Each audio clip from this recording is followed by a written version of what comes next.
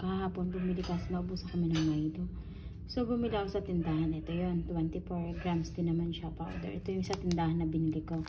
Tapos nung ito na nga, nag-grocery kami, bumili ako sa SM din. So ayan, nakakapagtaka, parehas lang naman sila 24 gram. Pero makikita mo guys, oh, yung fake na Milo. Hindi ko alam ba't ganun, nagagaya nila, no. Ayan, nakaka-worry lang. Ay, ito yung nabili namin sa SM. No ba? Pansinin nyo guys, parehas lang sila 24 grams guys, pero magkaiba yung size at laki.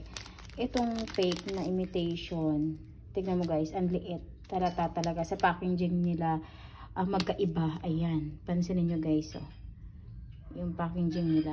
Mas malaki yung sa SM na 24 grams kumpara mo yung imitation nila na maliit. Ayan, sobrang unti lang talaga ng laman.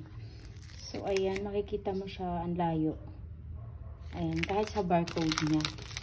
So ayan, mapapansin mo, magkaibang magkaiba. Sabihin ko bakit ganun.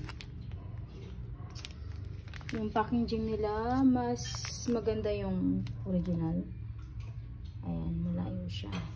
Ayan o, laki. Pansinin nyo guys, ang laki. Mas marami laman tong 24 grams. Pero, same lang sila guys ng 24 grams. Nakapagtaka, diba? So, ayan, mapapansin nyo yung difference nilang dalawa. So, ayun lang.